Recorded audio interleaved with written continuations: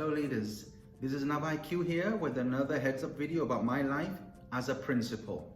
So today's topic is about communication, school communication in particular. I'd like to start by saying I don't claim myself to be an expert on this. In fact, I'm learning this as much as anyone else is out there, and there certainly are experts on this. But I will share with you my experience when it comes to communication. It's always a particular part within the school that as a principal you need to focus on, because it will be an area to improve all the time, whether it comes to staff members, whether it comes and you're managing up, if you're with your governors, your shareholders, your larger group, your other schools that you collaborate with within your perhaps your cluster or your network, parents and students, and the wider community as well. So it's not something very simple, and it requires time and effort. Now, I found that there are good ways of doing it, and then there are ways that you need to learn. But the key message really is your willingness to learn. You will never be an expert at this, doesn't matter how many years your experience. This is something that's always developing. Let's just take social media as an example. Now, I'm certainly not comfortable with TikTok.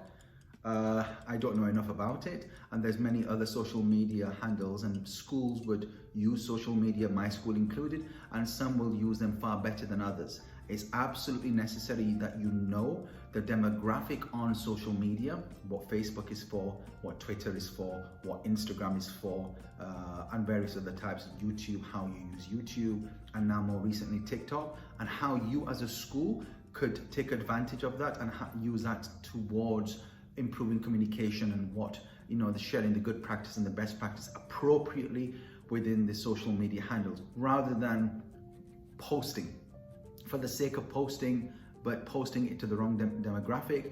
The message is lost. Instagram is used more by students, for example, and if you're posting information and content on there that's addressed more towards parents, they'll never see it.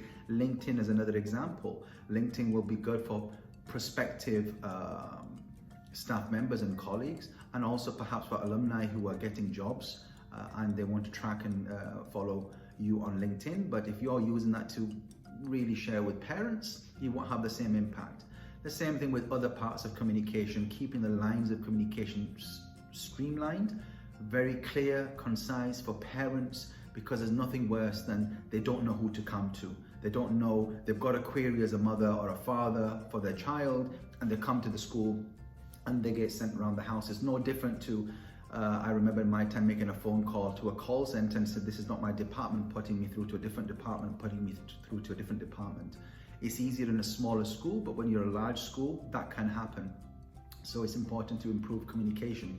So social media, please get onto that, know what the demographics are for whatever social media types, and ensure content is quality content, correct content to the right stakeholders. Communication, internal comms with your staff members. Nothing more frustrating than me passing a message on, for example, and assuming that gets through to teachers and teaching assistants and other staff members, and it doesn't. So you've got to ensure the message gets through correctly, and really important. And again, an area from experience I speak that, several times might have got that wrong, and now I realize it's something that needs to be on top of the list of priorities to ensure the message that is across a school is consistent and correct, and the right message gets across. So I've taken a bit longer in terms of this. I could go on for another 10-15 minutes talking about communication and really breaking it down. But the message is, as a principal, communication is a key part of your role and the senior leadership team's role. Please get it right, take time on it, but it takes months to get it correct, and even then you probably won't. You'll have to progressively improve it. My experience, guys, you will have your own. Please do share it, and I apologize, I've not made videos for quite some time. I've had a few of you reach out to me to say where are the next videos and why you're not sharing your experiences, so apologies for that. I will try to be a bit more frequent with my videos. Please do like, subscribe, follow me, share my videos with others. It may benefit someone, and like I say, if it benefits one leader or one aspiring leader, my job here is done. Until the next one, thank you.